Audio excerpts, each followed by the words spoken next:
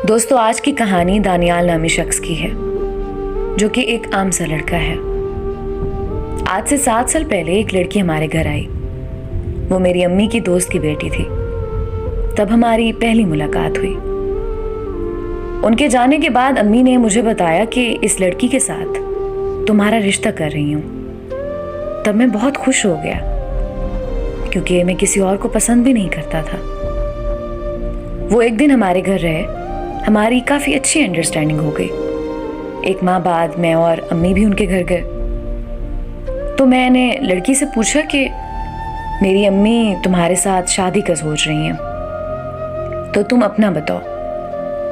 लड़की ने मुझे बताया कि उसका बचपन से ही उसकी अम्मी के कज़न से रिश्ता हुआ है। उसने कहा कि मैं नहीं चाहती कि मेरी शादी उस लड़के से हो, मगर मेरी अम्मी बहुत सख्त हैं।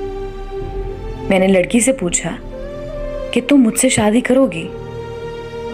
तो उसने कहा कि मैं सोच के बताऊंगी, मुझे कुछ टाइम दो। 2 माह गुजरने के बाद उसका मैसेज आया, मैं राज़ी हूँ। तो मैंने भी अम्मी को बताया कि आप रिश्ता लेकर जाओ। मेरी अम्मी रिश्ते की बात करने के लिए उसकी अम्मी के घर गई। उसकी अम्मी ने साफ इनकार कर दिया। अम्मी ने घर आकर मुझे बताया, तो फिर मैंने लड़की से बात की। लड़की ने मुझे कहा कि अगर अब मैंने शादी करनी है तो सिर्फ आपसे करनी है और किसी से नहीं करूंगी। मैं खुद लड़की की अम्मी से मिलने के लिए गया ताकि मैं उनको हम दोनों के बारे में बता सकूं। जब लड़की की अम्मी के साथ मेरी बात हुई तो उन्होंने कहा कि बेटा, मैं मजबूर हूं, बचपन से रिश्ता किया हुआ है और अगर टूट गया तो रिश्तेदारी खराब हो जाएगी। तो मैं उसकी अम्मी की बात समझ गया कि वो भी मजबूर है। मैंने लड़की की अम्मी को कहा कि मुझे लड़की से बात करनी है। तो उसकी अम्मी ने इजाज़त दे दी। मैंने लड़की को बहुत समझाया, मगर उसकी सिर्फ एक ही जिद थी कि शादी करनी है तो सिर्फ आपसे ही करनी है।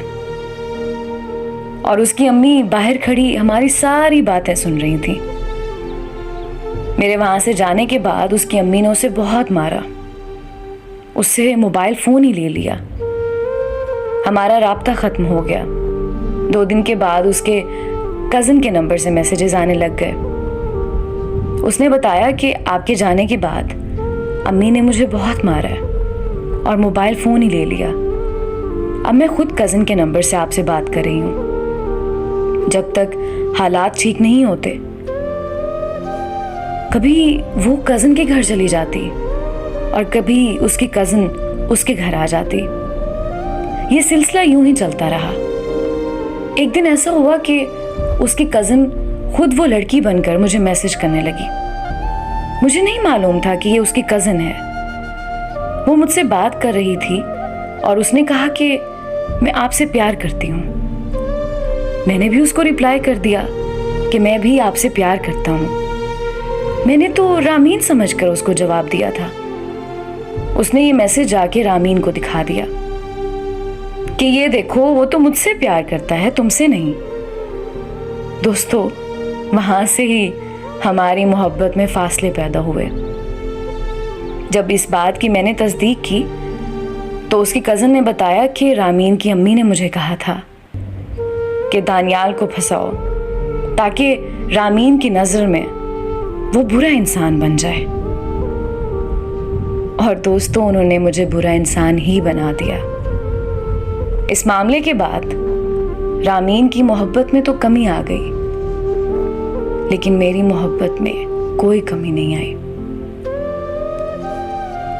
दोस्तों, मेरी आप सबसे एक नसीहत है कि मोहब्बत के मामले में कभी किसी भी रिश्ते पर एतबार न करें, क्योंकि आप नहीं जानते कि आपकी मोहब्बत में कौन सा रिश्ता कैसे और कब खलल डाल रहा है। मेरी दुआ है अल्लाह से कि अल्लाह ताला हर मोहब्बत करने वालों के लिए आसानी पैदा करे। आमीन।